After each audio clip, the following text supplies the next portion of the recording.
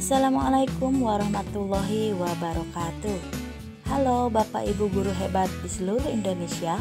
Perkenalkan, saya Siti Kulsum, guru SDN Mekarjaya 2, Kecamatan Rawamerta, Kabupaten Karawang. Izinkan saya untuk memaparkan hasil aksi nyata saya modul 1.4 Budaya Positif. Perkenalkan, beliau berdua adalah fasilitator saya, yaitu Ibu Siti Feti Fatimah, dan pengajar praktik saya Ibu Hajah AS Agustini. Berikut ini rancangan tindakan untuk aksi nyata saya. Yang pertama, latar belakang. Dalam menerapkan kedisiplinan di sekolah, kadang-kadang terjadi pelanggaran oleh murid atau indisipliner murid, baik yang merugikan dirinya maupun orang lain. Kemudian sebagian besar guru menanganinya dengan cara menghukum atau sebagai pemantau. Dalam hal ini perlu diterapkan posisi kontrol guru sebagai manajer agar guru dapat menuntun anak sehingga mereka menjadi pribadi yang bertanggung jawab dan berkarakter baik.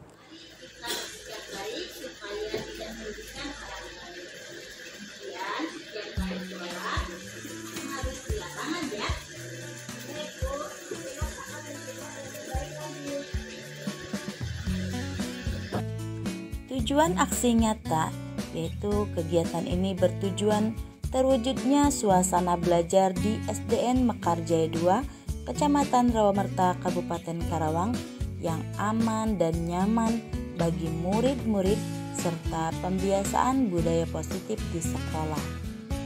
Tolak ukurnya yaitu terbentuknya keyakinan kelas melalui kegiatan kesepakatan kelas yang dilakukan wali kelas dan siswa.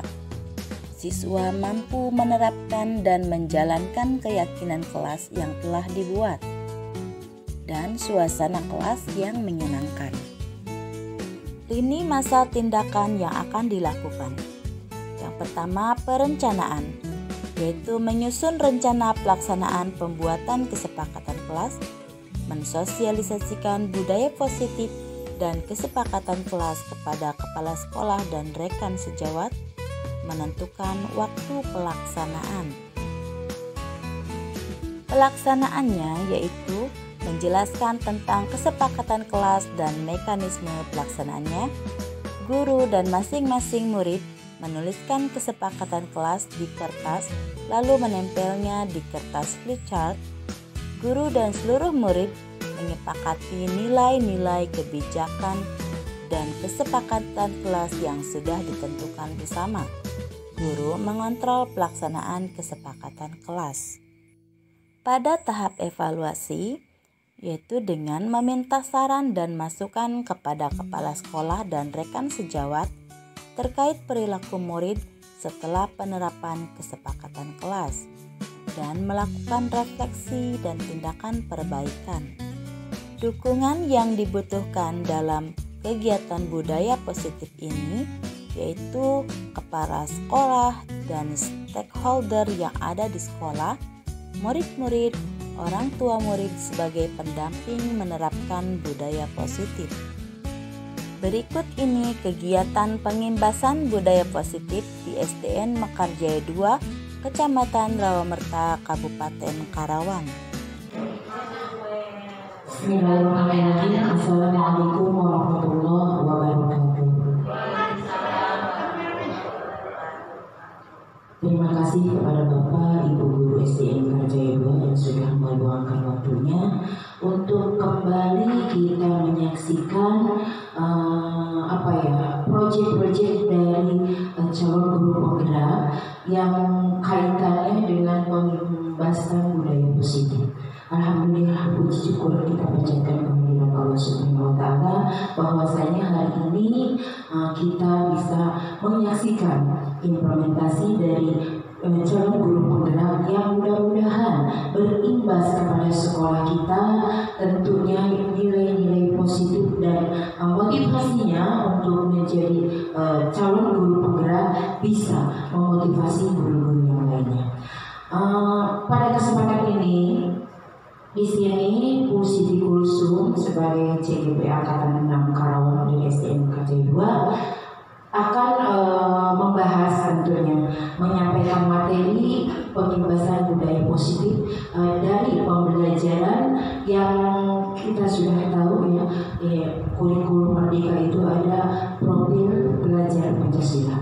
Nah, pengimbasan budaya positif ini tentunya diharapkan oleh kita semua bahwa budaya positif ini bisa menerap pada karakter peserta didik kita, tentunya melalui pembiasaan yang sudah kita lakukan di setiap harinya. Selalu ada kegiatan penanaman karakter dari mulai hari Senin, Selasa, Rabu, Kamis, Jumat sampai hari Sabtu, semuanya ada. Nah, tentunya harapannya bahwa penanaman karakter ini ada kaitannya dengan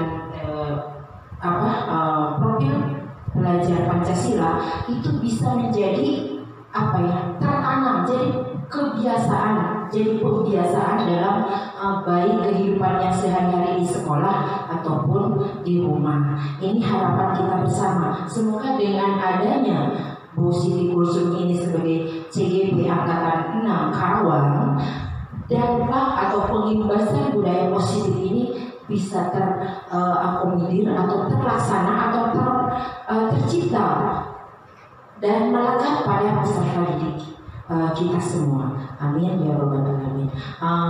Mungkin sebagai pembuka dari saya cukup sekian saja. Nantinya akan dilanjut oleh paparan-paparan yang akan disampaikan oleh Bu Siti Kulsum. Terima kasih. Assalamualaikum warahmatullahi wabarakatuh. Ya, terima kasih Ibu Bapak Sekolah. Baik, sebelumnya Assalamualaikum warahmatullahi wabarakatuh. Yang terhormat Ibu Kepala Sekolah SDN Mekarjaya 2, Bapak Ibu Guru SDN Mekarjaya 2 yang saya hormati, terima kasih atas waktunya untuk menemani saya dalam mempresentasikan pengimbasan budaya positif. Tentunya Bapak Ibu mengetahui apa itu budaya, apa itu positif. Nanti kita akan sharing bersama ya. Berdirinya saya di sini bukan berarti saya yang paling pintar, bukan, tapi di sini kita sharing saja. Selawat serta salam kita sampaikan atau curahkan kepada junjungan kita Nabi Muhammad SAW. Baik, kita lanjut dengan membaca Bismillahirrahmanirrahim. Nah, tentu saja perkenalan dulu ya. Pasti sudah hafal kalau dengan saya Siti Kulsum, CGP Angkatan 6. Nah, di sini di dalam melaksanakan tugas-tugas CGP ini saya dibantu oleh fasilitator saya bernama Ibu Siti Fatimah dari Cianjur dan Ibu Hajah Aas Agustini sebagai pengajar praktik yang sekarang jadi kepala sekolah di SD Panyingkiran. Nah, tujuan kegiatan ini yaitu yang pertama memahami konsep pendidikan menurut Ki Hajar Dewantara yang dihubungkan dengan budaya positif di sekolah. Kemudian memahami peran sebagai guru untuk melakukan budaya positif dengan menerapkan disiplin positif dalam berinteraksi dengan murid. Selanjutnya melakukan evaluasi dan refleksi tentang praktik disiplin positif. Nanti kita melihat praktik-praktik ya, bagaimana sih disiplin positif yang harus kita laksanakan di sekolah dengan baik. Nah, untuk menciptakan murid yang berkarakter profil belajar Pancasila. Nah, sebelumnya supaya Ibu Bapak Ibu fokusnya kita sedikit dulu. Ada di sini saya menggunakan pagi, siang, malam. Nah, jadi kalau misalnya pagi Bapak Ibu tepuk sekali ya. Kalau siang 2 kali. Kalau malam tidak, karena pada tidur jadi berisik ya kalau tepuk tangan. Oke, siap Bapak Ibu? Ya. Pagi. Ya. Kurang. Ya, semangat. Pagi. Siang. Malam. Oke, berarti Bapak Ibu fokus. Terima kasih. Lanjut. Siang. Benar. Pagi. Malam. Iya. Oke, terima kasih, tepuk tangan buat Bapak Ibu. Iya, terima kasih. Berarti fokus ya, pikiran dan jiwa raganya sudah terkumpul di sini. Nah, baik, di sini akan menjelaskan pendidikan. Ini menurut Ki Hajar Dewantara. Pendidikan bertujuan untuk menuntun segala kodrat yang ada pada anak agar mereka dapat mencapai keselamatan dan kebahagiaan yang setinggi-tingginya, baik sebagai manusia maupun sebagai anggota masyarakat. Nah, di sini maksudnya kita itu sebagai guru tentu saja tugasnya selain mendidik, mengajar juga menuntun. Menuntun apa? Menuntun anak sesuai dengan kodratnya. Kodratnya itu ada dua, yaitu kodrat alam dan kodrat zaman ya, sesuai dengan yang ada di PMM ya, sama gitu. Nah, kita menyesuaikan dengan kodrat alam. Apa itu kodrat alam? Kodrat alam itu yaitu lingkungan di mana anak-anak atau murid berada. Sedangkan kodrat zaman, nah zamannya itu berbeda tentunya dengan Bapak Ibu yang dulu ya, dengan anak sekarang. Yang mana pada zaman sekarang tentu saja anak-anak sudah melek teknologi. Kalau dulu belum ya, masih tradisional. Nah, jadi kita sebagai pendidik di masa era seperti ini ya, masa kini, nah kita harus sesuaikan dengan kodrat zaman dan juga kodrat alam. Nah, di sini dalam menuntun pertumbuhan kodrat anak tadi, Ki Hajar Dewantara mengibaratkan para pendidik kita ya sebagai guru itu mengibaratkan sebagai seorang petani. Loh, kok seorang petani Bu dan tukang kebun? Iya, maksudnya di sini ibarat saja. Nah, di sini anak-anak bagaikan biji jagung yang ditanam.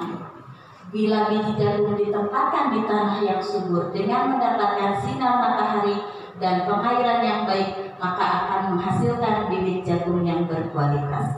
Artinya di sini ibarat ya Bapak Ibu. Jadi sekolah ini sebagai kebunnya, tempatnya ya. Nah, murid-murid itu sebagai bibitnya dan kita sebagai petaninya. Kalau misalnya kita petaninya memupuk ya, mengairi, pokoknya dengan baik, insya Allah kualitas anak-anaknya juga baik begitu. Selanjutnya nyambung ke judul tadi itu budaya positif. Bapak Ibu ada yang tahu apa itu budaya positif? Mungkin siapa yang mau menyampaikan pendapatnya apa itu budaya positif? Pernah mendengar atau baru mendengar? Satu kebiasaan yang dilakukan oleh sekelompok orang yang tentunya positif, yang kebiasaan yang baik lah. Ya, terima kasih. Ya, betul sekali dari jawaban dari tugas sekolah, budaya positif itu suatu kebiasaan yang baik. Nah, kita perjelas lagi di sini pengertiannya budaya positif merupakan pembiasaan, betul sekali nyambung ya. Nah, kebiasaan yang diterapkan di sekolah yang diharapkan akan membantu tercapainya profil pelajar Pancasila. Nah, salah satu materi yang diterima adalah penerapan budaya positif di sekolah. Salah satunya adalah kesepakatan kelas. Nanti kita akan membuat kesepakatan kelas bersama ya Bapak Ibu. Nah, dengan kesepakatan kelas, maka diharapkan akan tercipta sebuah kondisi pembelajaran yang efektif, efisien, menyenangkan dan berpihak pada murid. Gitu. Nah, ini dikuatkan lagi budaya positif itu suasana positif yang sangat mendukung dalam menciptakan pembelajaran yang kondusif, karena dengan suasana yang positif murid dan guru akan menemukan suatu kondisi pembelajaran yang menyenangkan, sehingga proses pembelajaran dapat berjalan tanpa adanya suatu beban. Tapi suatu kebutuhan suasana positif juga akan membantu menggerakkan moral yang positif bagi murid, sehingga karakter murid tidak hanya terbentuk dari akademik atau intelektualnya saja, tapi juga dari lingkungan yang ada. Jadi di sini setiap kelas pasti mendapatkan murid yang pandai, sedang, dan kurang ya.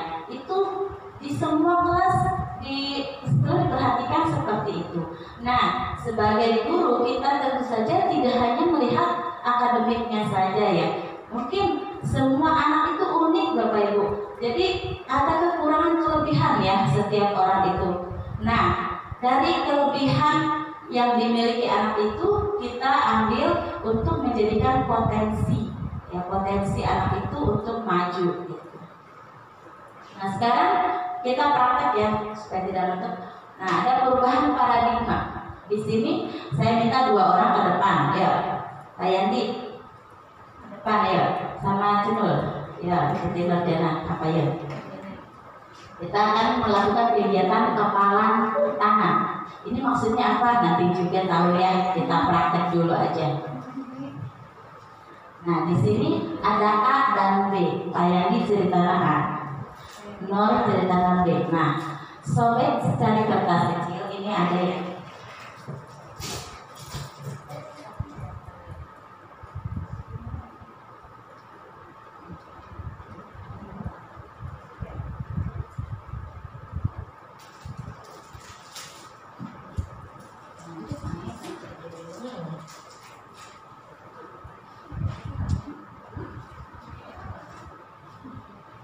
Ya, di kertas kecil itu tuliskan benda atau sesuatu yang berharga, yang menurut ibu berharga, baik terserah mau emas atau keinginan hati, cinta misalnya apa terserah. Ya silakan ditulis.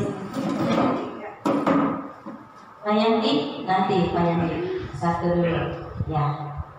Nanya.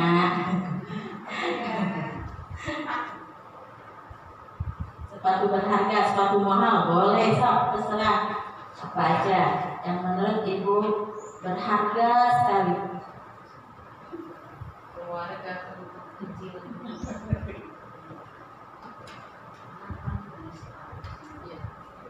Sudah? Oke, rahasia banget.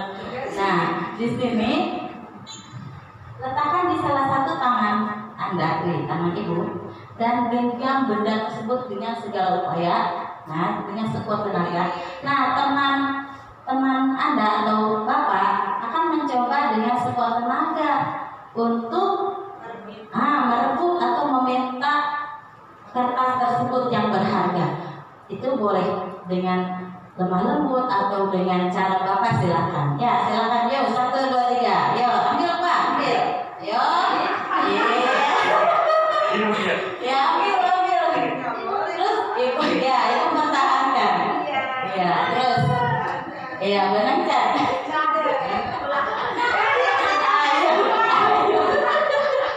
Sama menang ya. Mana?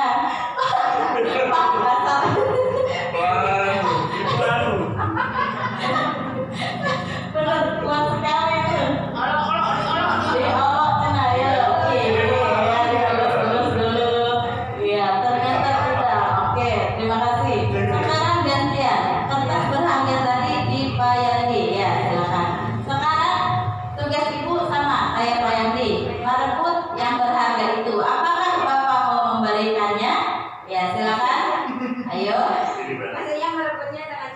Terserah dengan cara ibu sendiri. Ya. Tapi pengen keras. Beda sekarang. Misalnya, Ya. Bapak kan Bapak punya sesuatu di tangannya. Ingat lagi. Nah, saya pengen tuh sesuatu yang di tangan Bapak. Nanti saya kasih dah imbalannya buat Bapak. Dikasih dah. Enggak. Kedua. Nanti cara yang lain. Apa ya? Ditukar sama makanan gitu. Ya. Dirayu. Jalan-jalan. Beda ya berarti.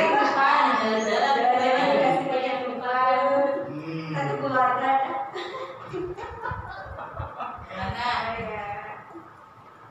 Enggak. Beda.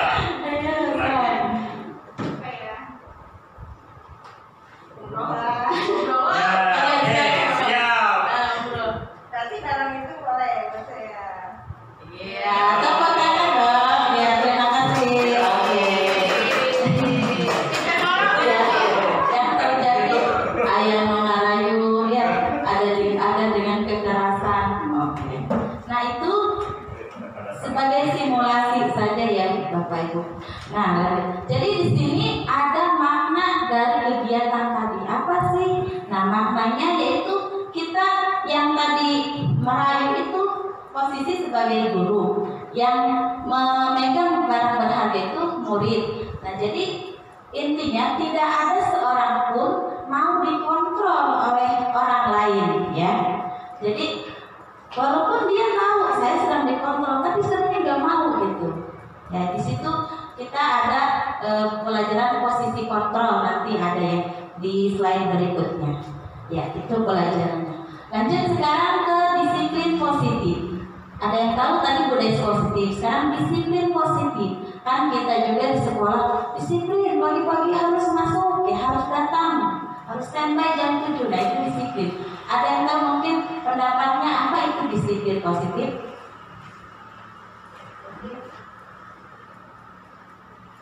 Kayak ya. Ayo, Disiplin positif. Silakan. Kita lihat dari katanya ya, disiplin itu berarti ketetapan, tepat gitu, tepat.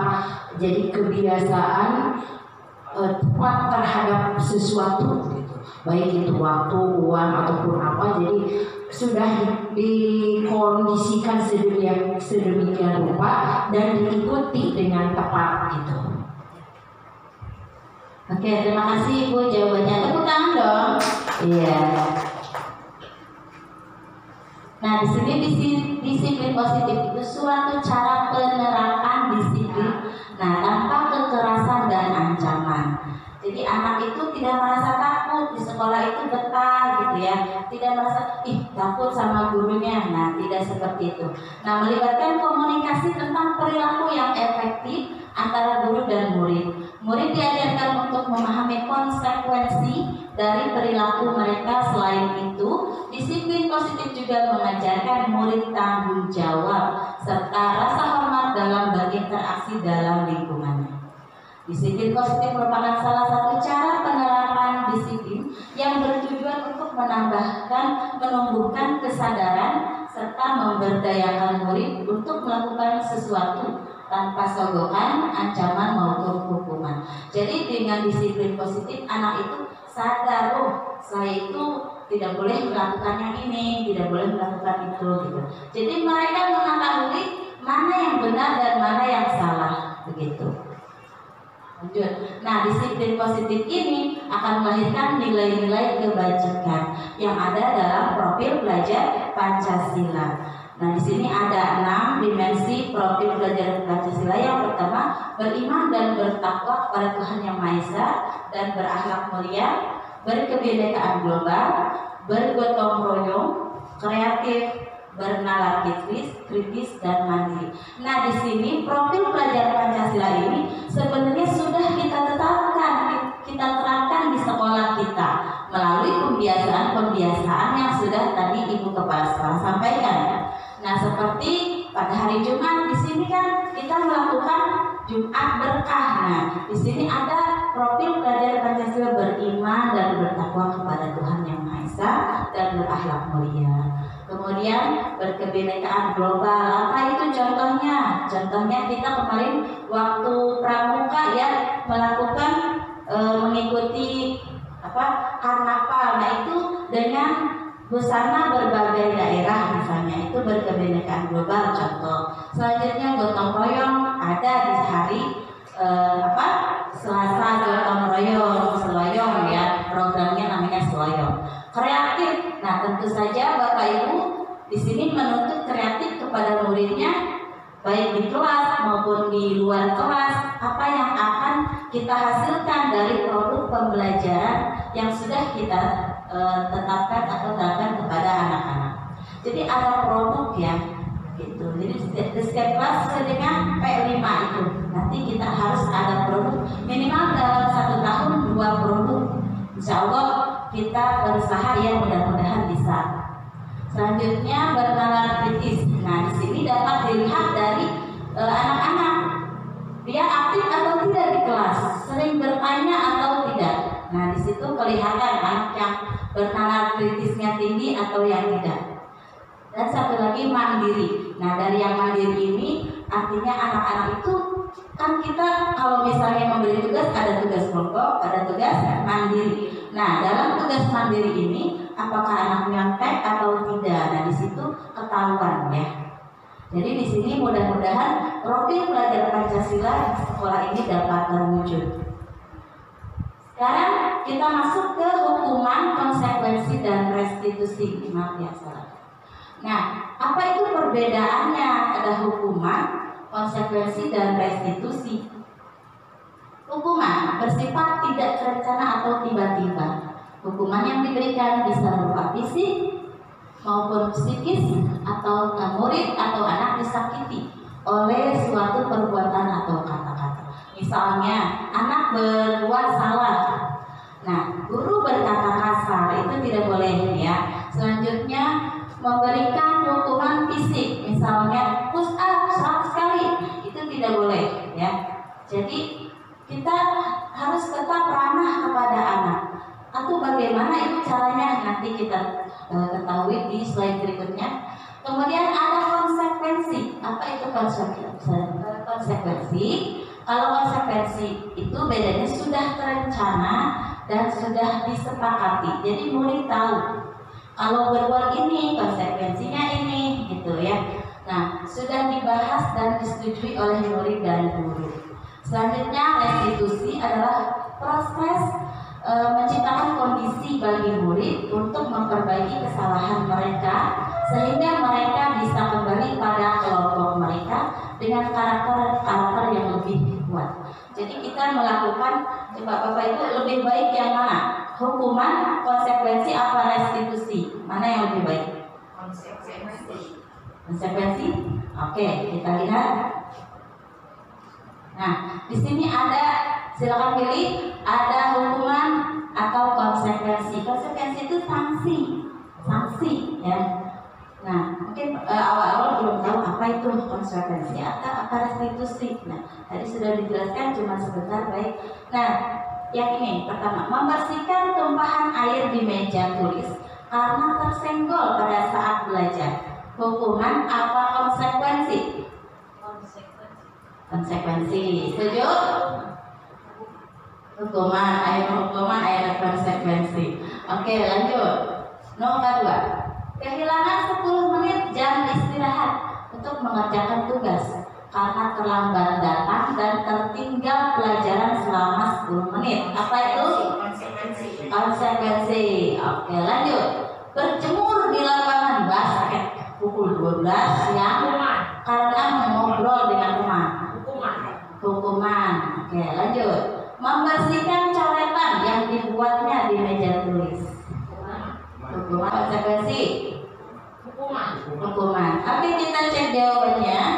Nah, ini jawabannya. Nah, mengunci konsekuensi. Kedua konsekuensi, 3 hukuman, dan keempat konsekuensi. Jadi konsekuensi ini sudah disepakati oleh murid, sudah terencana. Sedangkan hukuman itu mendadak ya, tiba-tiba. Tuh, lanjut. Nah, sekarang ini ada keyakinan kelas. Keyakinan kelas itu bersifat abstrak, tidak terlihat ya, daripada peraturan yang lebih rinci dan konkret. Jadi beda, ada keyakinan kelas, ada peraturan. Kalau peraturan ada terpampang gitu. Keyakinan kelas tentu saja dari dalam hati dan merupakan nilai-nilai baik yang bersifat universal ya. Nah, keyakinan kelas berupa pernyataan-pernyataan universal. Pernyataan keyakinan kelas senantiasa dibuat dalam bentuk positif. Jadi kata-katanya yang baik. Contoh, misal di dalam kelas ya, mendengarkan penjelasan guru saat menerangkan. Terus tidak terlambat atau selalu datang tepat waktu. 2. Lanjut, tidak mencoret meja dan kursi. Itu contoh ya. Terus tidak mengganggu teman, contohnya gitu. Selanjutnya, keyakinan kelas hendaknya tidak terlalu banyak sehingga mudah diingat dan dipahami oleh semua warga kelas. Keyakinan kelas sebaiknya sesuatu yang dapat diterapkan di lingkungan tersebut. Jadi setelah membuat keyakinan kelas atau kesepakatan kelas, itu yang dilakukan, dilaksanakan gitu itu, karena itu kesepakatan bersama. Kemudian semua warga kelas hendaknya ikut berkontribusi dalam pembuatan keyakinan kelas lewat kegiatan curah pendapat. Yang ketujuh, bersedia meninjau kembali keyakinan kelas dari waktu ke waktu. Jadi kalau sudah dibuat, nah kita pantau lagi terus tiap hari atau seminggu sekali, pantau betul atau tidak dilaksanakan. Ya. Nah sekarang kita mencoba ya membuat keyakinan kelas bersama, kemudian dapat diterapkan di kelas Bapak Ibu masing-masing bersama siswa. Oke, saya akan membagikan kertas ini, kertas digital. Silakan ditulis keyakinan kelas yang merupakan budaya positif yang dapat diterapkan di kelas Bapak Ibu. Ini contoh saja, nanti setiap kelas harus ada ini keyakinan kelasnya ya. Karena nanti Bapak Ibu harus sepakat dengan anak-anak, yang membuatkan anak-anak. Jadi mereka juga yang melaksanakannya gitu. Kan kita enak, jadi anak-anak pas belajar, saat belajar harus mendengarkan ibu. Nah, melayani ngobrol berarti melanggar kata-katanya sendiri gitu. Ya, oke siap ya.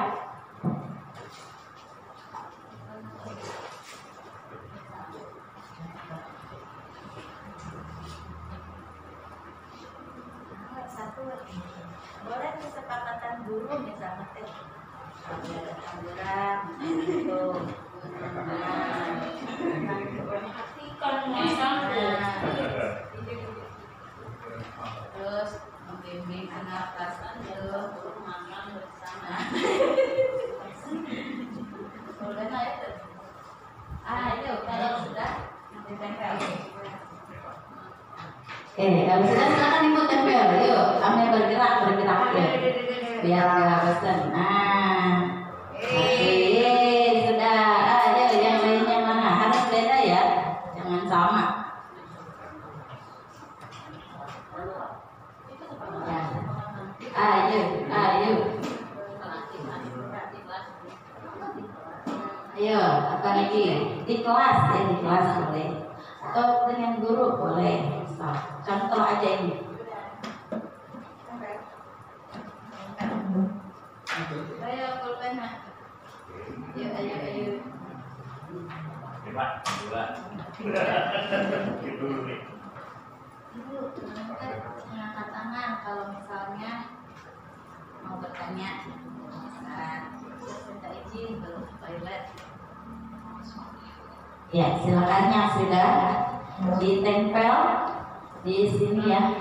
Ini sudah ada 2. Oh, bagus semuanya ya.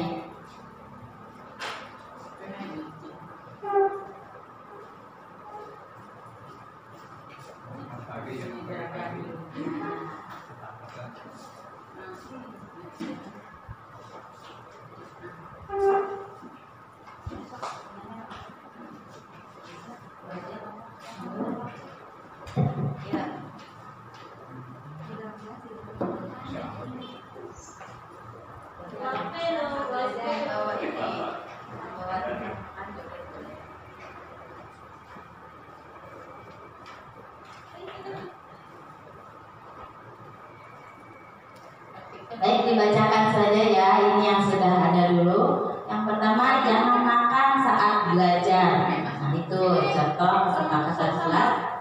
Membersihkan kelas sebelum belajar dimulai. Bagus. Berikutnya, mengacungkan tangan ketika bertanya. Jika tidak melaksanakan piket harus dihukum. Wow. Ya, apalagi yuk. Ayo, kemudian. Ayo.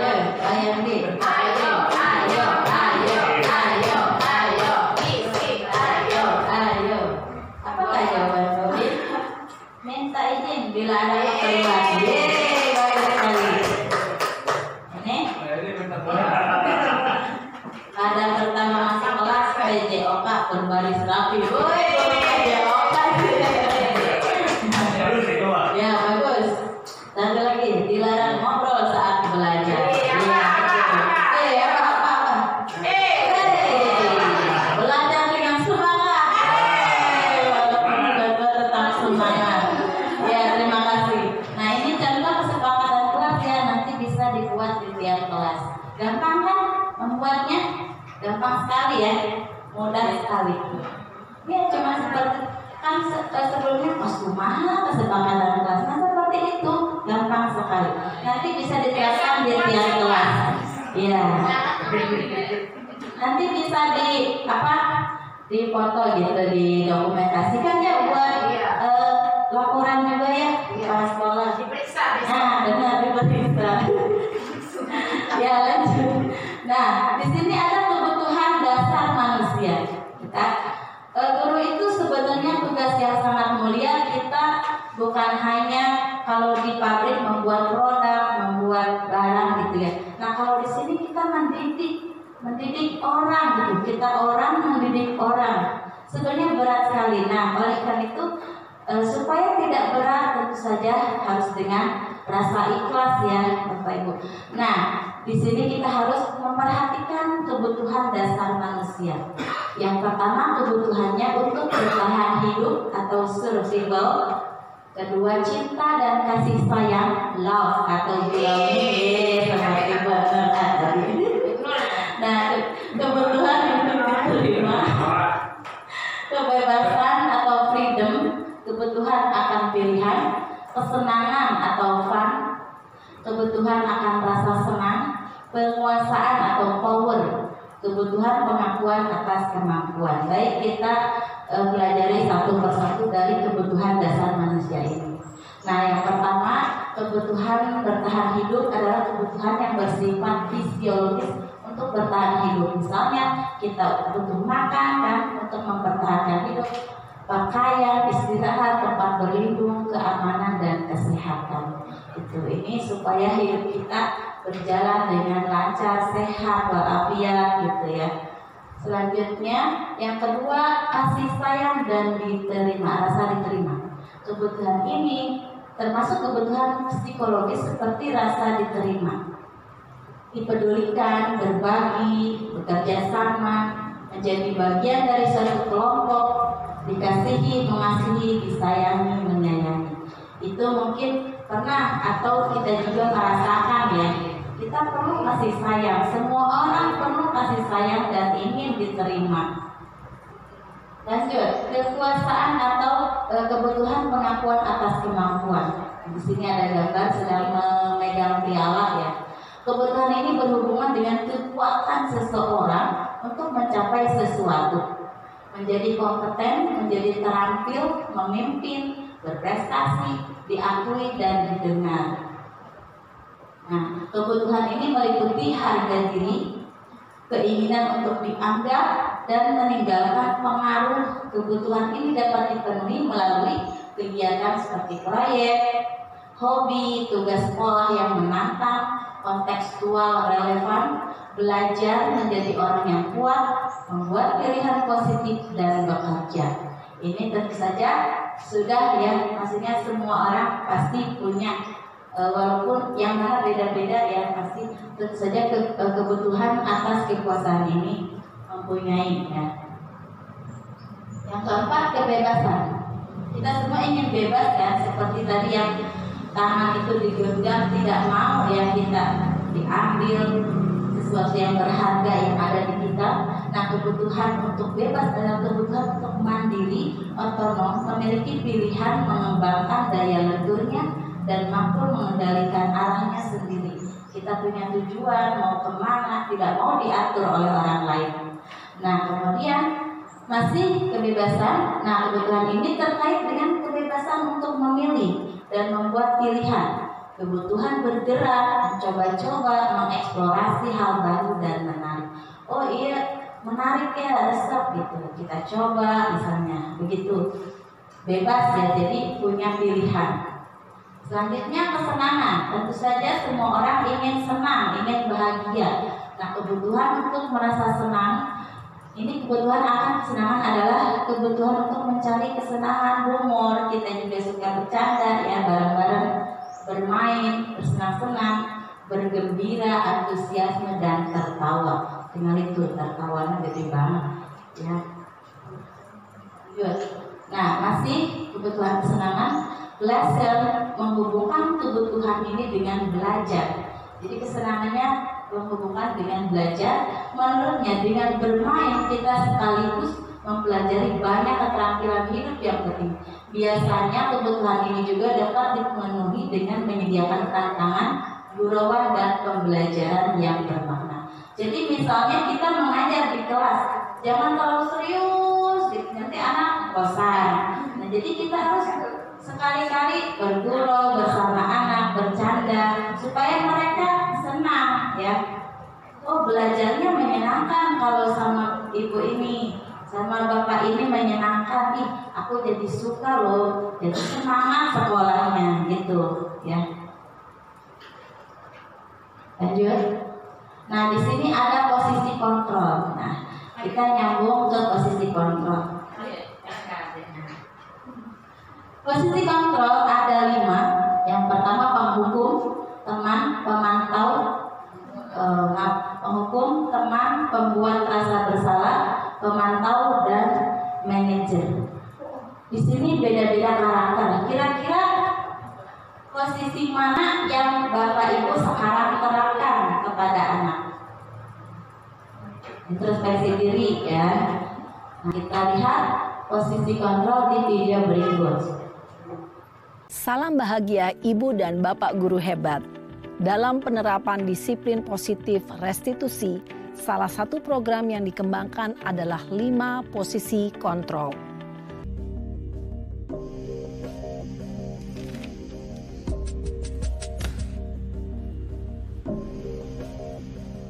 Naren!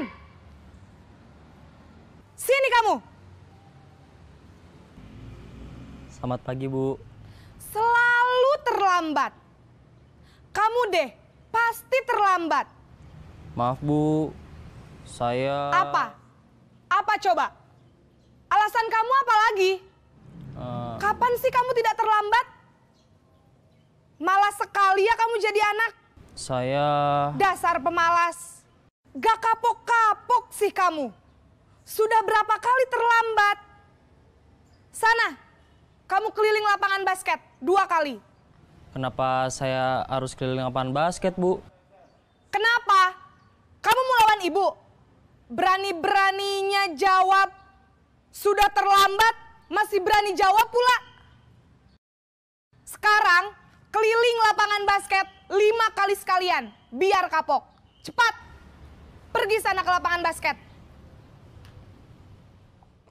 Posisi penghukum biasanya berbicara dengan nada tinggi, menghardik, menunjuk-nunjuk, menyakiti, dan menyindir. Hukuman bisa berupa fisik maupun psikis. Ibu dan Bapak guru hebat, dampak yang terjadi pada murid ketika guru berada pada posisi penghukum adalah murid cenderung akan memberontak, bahkan menyimpan dendam.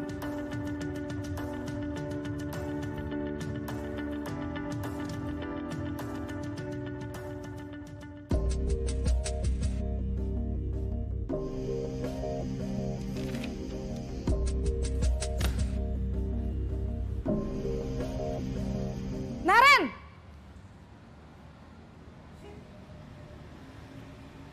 Selamat pagi, Bu. Naren. Kamu kenapa terlambat lagi, Nak? Ya Tuhan, Naren. Kamu senang ya bikin ibu susah ya? Kalau kamu terlambat lagi, nanti ibu yang ditegur Bapak Kepala Sekolah, Nak. Disangka ibu tidak bisa membina kamu. Duh, gimana ini? Maaf, Bu. Duh, Gusti Naren. Kamu suka ya kalau ibu ditegur Bapak Kepala Sekolah? Terus, sekarang ibu harus tulis apa ini di buku absen? Ini kamu sudah sering terlambat loh. Ibu harus apa coba? Maaf, Bu. Maaf sekali. Ya sudah, lain kali jangan bikin ibu susah lagi ya, Nak ya. Ibu tidak akan kuat lagi kalau kamu begini terus. Bisa jantungan kalau ibu ditegur Bapak Kepala Sekolah. Sana cepat ke kelas. Maaf ya, Bu. Maaf sekali. Posisi pembuat rasa bersalah berbicara dengan nada tenang, cenderung lembut, Namun kata-kata yang diutarakan membuat murid merasa menjadi orang yang gagal. Memandang buruk dirinya sendiri, merasa tidak berharga, dan tidak sanggup membahagiakan orang lain. Ketika guru mengambil posisi pembuat rasa bersalah, murid akan menganggap dirinya yang bersalah dan ia akan menyimpan emosi negatif tersebut di dalam dirinya.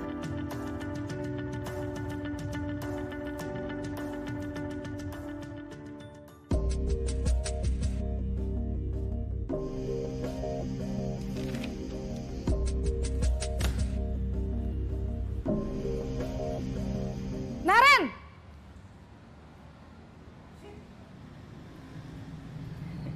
Selamat pagi, Bu. Wah, sudah jam berapa ini, Nak? Terlambat lagi ya, sayang? Iya, Bu. Habis ibu saya lupa bangunkan saya, Bu. Kamu malah menyalahkan ibu kamu. Kamu bukannya anak yang larinya paling kenceng. Kok terlambat sih? Iya, Bu. Saya memang terlambat bangun tadi.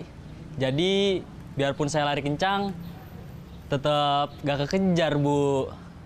Ya sudah sana, nanti lain kali larinya lebih kenceng lagi ya. Biar gak terlambat lagi. Bikin seneng ibu, demi ibu.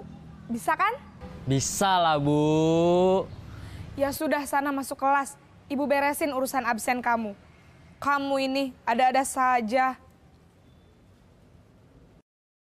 Dalam posisi teman, guru berbicara dengan nada suara ramah, akrab, cenderung bersenda gurau untuk menjaga suasana tetap santai. Murid akan merasa senang, aman, dan akrab dengan guru. Identitas yang tercipta adalah identitas sukses atau berhasil. Namun, perlu diingat, karena ini masih dorongan eksternal, maka ada faktor ketergantungan dari murid kepada orang tertentu. Di sini guru absennya, sehingga di lain waktu murid bisa berperilaku baik, namun hanya kepada orang-orang tertentu saja.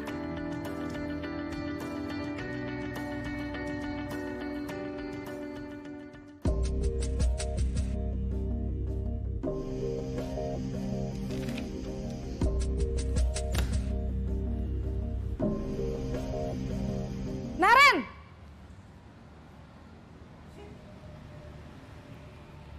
Selamat pagi, Bu. Naren, apa peraturan sekolah kita tentang jam berapa kita harus masuk sekolah, Nak? Kita harus di sekolah jam 7, Bu. Iya, betul. Sekarang sudah jam 7.20. Naren sudah tahu konsekuensinya jika terlambat hadir. Paham, Bu. Saya harus tinggal kelas pas jam istirahat selama 20 menit. Iya, benar. Konsekuensinya demikian.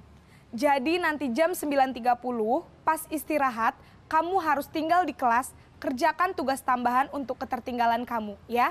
Baik, Bu.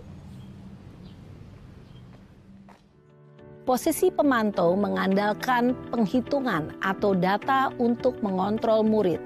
Guru mengarahkan murid berdasarkan peraturan dan konsekuensi. Seorang pemantau menunjukkan bahasa tubuh dan ekspresi wajah yang datar dan cenderung formal.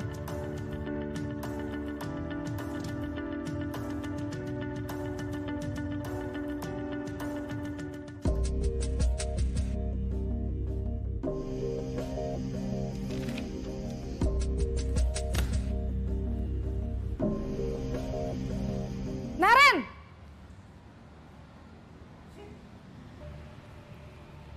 Selamat pagi, Bu. Selamat pagi, Naren. Maaf, Bu. Saya terlambat. Iya, sekolah masuknya jam 7, sekarang sudah jam 7.20. Jadi sekarang bagaimana ini, Naren? Maaf, Bu. Saya lupa setel alarm saya semalam.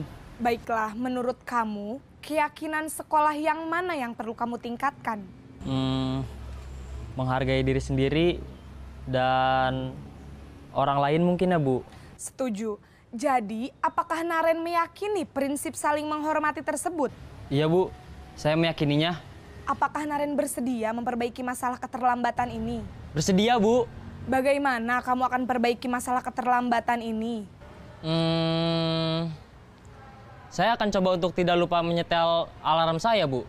Baik, kalau Naren lupa menyetel alarm di rumah, ada orang yang kira-kira bisa bantu mengingatkan tidak? Ada Bu, kakak saya, Kak Ema. Ada lagi selain Kak Ema? Selain Kak Ema, ada ibu saya. Baik, jadi yang mengingatkan Naren adalah Kak Ema dan ibu kamu ya? Kira-kira akan mulai setel alarm kapan nih Naren? Setelah pulang sekolah, akan segera saya lakukan. Baik, jadi Naren akan setel alarm untuk bangun besok pagi dan akan diingatkan oleh kakak dan ibunda Naren ya. Ada lagi yang mungkin perlu dilakukan Naren agar tidak terlambat bangun lagi? Tidak ada Bu. Baik Naren, terima kasih untuk kerjasama kamu. Sekarang kamu perlu kembali ke kelas untuk belajar. Baik Bu, terima kasih. Posisi manajer adalah posisi kontrol yang disarankan untuk membimbing murid memiliki sikap disiplin yang positif, yaitu murid yang mandiri, bertanggung jawab, dan dapat memecahkan masalah. Tujuan dari posisi ini adalah agar murid dapat berefleksi atas tindakannya. Guru akan dengan tulus memberikan pertanyaan-pertanyaan bermakna, sehingga membuat murid dapat belajar dari kesalahannya dan mencari sebuah solusi untuk menyelesaikannya. Ibu dan bapak guru hebat, setelah mengamati adegan kelima posisi kontrol tadi, kira-kira posisi mana yang paling ideal? Posisi mana yang dapat menunjang motivasi intrinsik murid? Ya, tentu posisi manajer. Posisi ini memang posisi ideal yang ingin dituju setiap pendidik. Pada posisi inilah, guru dapat menerapkan disiplin positif yang berpihak pada murid, yang memerdekakan murid.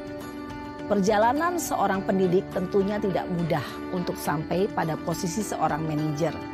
Namun, tujuan kita pasti, yaitu menciptakan murid-murid yang mandiri, merdeka, dan bertanggung jawab. Di video tadi ada 5 posisi kontrol. Yang pertama, di sini penghukum. Jadi si Naren itu dihukum oleh guru ya yang tadi ya. Nah, dihukum karena terlambat sekolah. Jadi dia disuruh pulang lagi. Selanjutnya sebagai teman masih Naren itunya. Nah, di sini ada kata-kata lebih akrab gitu dengan anak itu. Selanjutnya pembuat rasa bersalah, guru memberikan kata-kata kamu sih gitu. Jadi merasa bersalah anak itu. Kamu sih berbuat seperti itu, nanti bagaimana dengan ibu juga nanti disalahkan oleh kepala sekolah misalnya gitu. Selanjutnya pemantau, kalau pemantau dia membuat laporan-laporan ya. Laporan-laporan nanti akan dilaporkan lagi ke atasan. Dan yang kelima manajer. Nah ini merupakan posisi kontrol yang terbaik ya manajer itu. Kenapa? Karena posisi kontrol manajer merupakan posisi yang membuat anak bertanggung jawab dan sadar atas kesalahan yang diperbuatnya, kemudian tidak mengulanginya lagi. Lanjut. Nah, segitiga restitusi yang dilakukan dalam posisi manajer itu ada 3 tahapan. Yang pertama menstabilkan identitas, validasi kebutuhan, dan menanyakan keyakinan. Nah, di dalam menstabilkan identitas ada beberapa pertanyaan di sini atau pernyataan ya, tidak ada manusia yang sempurna, berbuat salah itu tidak apa-apa. Saya juga pernah melakukan kesalahan seperti itu. Kita bisa menyelesaikan ini. Kamu berhak merasa begitu. Bapak Ibu tidak tertarik mencari siapa yang salah, tapi Bapak Ibu ingin mencari solusi dari permasalahan ini. Apakah kamu sedang menjadi teman yang baik buat dirimu sendiri? Nah, itu kata-kata dalam menstabilkan identitas. Misalnya ada anak yang salah nih, ada anak salah. Misalnya, Tuti, kamu tahu kenapa kamu dipanggil ke sini?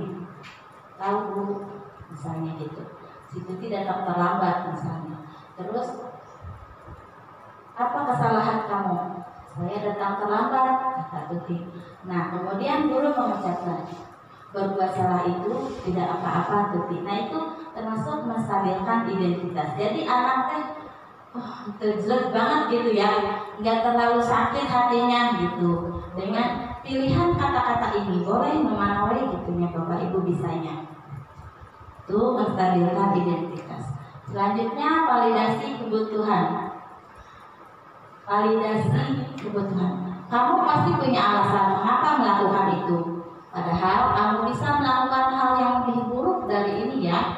Kamu patut bangga pada dirimu sendiri karena kamu telah melindungi sesuatu yang penting buatmu. Kamu boleh mempertahankan sikap itu, tapi kamu harus menambahkan sikap baru. Nah ini kata-kata pada validasi kebutuhan. Nah di sini misalnya kasus tadi si Tuti yang telat tadi. Nah kan berbuat salah itu tidak apa-apa. Si Tuti guys rada cager. Kemudian ditanya lagi, kamu pasti punya alasan mengapa kamu melakukan itu? Kata si Tuti, iya Bu, saya semalam main HP sampai larut malam misalnya gitu. Nah ini merupakan validasi. Ya. Lanjut.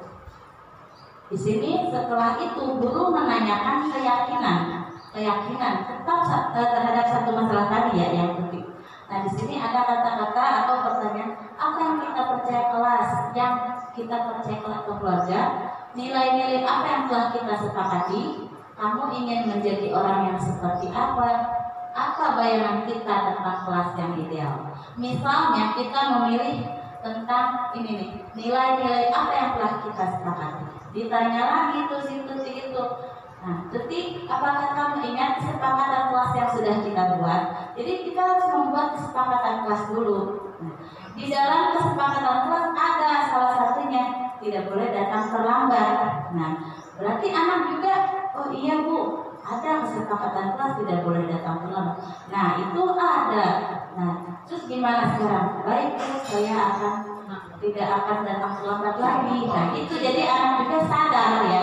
Dengan kata-kata, dengan ucapan seperti itu. Ya. Baik Bapak Ibu, dari sini ada pertanyaan tidak? Mungkin ada pertanyaan cara mengatasi anak gitu kan. Jadi kita tahu, oh kita harus melakukan dengan segitiga restitusi gitu. Jadi segitiga restitusi 3 pertanyaan yang membuat anak itu bertanggung jawab. Jadi tidak dihukum, sekarang tidak boleh ya menghukum atau membuat kata-kata kasar, tidak boleh karena itu masuk ke posisi kontrol penghukum. Teman juga tidak boleh. Atau diberi hadiah, itu sebenarnya diberi hadiah juga tidak baik kalau di TGP itu. Loh, kok tidak baik? Kenapa? Karena anak itu melakukan sesuatu hanya karena hadiah. Jadi bukan karena motivasi intrinsik, motivasi di dalam dirinya gitu. Jadi, wah ayah hadiah baru, nggak hadiah nggak mau. Itu jadi belum tertanam. Hadiah itu kadang bagus, kadang jelek juga ya. Nah, bagaimana supaya menentukan hadiah itu bagus? Nah, kita melakukannya dengan mendadak. Contoh, misalnya, ayo siapa yang mau ke depan? Nah, dadak ulang. Jadi gini, jangan dari awal. Nanti yang nilainya 100 akan Bapak kasih hadiah. Nah, yang dapat 100 itu bahagia. Yang kurang pasti murung. Ada yang kecewa, ada yang dirugikan. Tapi kalau misalnya mendadak, siapa yang ke depan? Ada hadiah misalnya. Anak-anak ke depan. Yang tidak mendapat hadiah tidak akan kecewa. Kenapa? Karena dia merasa ya orang harus saya tidak ke depan gitu, sadar gitu. Ya, gitu. Jadi hanya dengan kata-kata atau teknik saja sebenarnya begitu. Itulah mungkin penjelasan dari saya. Terima kasih atas waktunya. Ada pertanyaan tidak? Pak Yandi mungkin? Dan cukup ya. Terima kasih atas waktunya. Wassalamualaikum warahmatullahi wabarakatuh.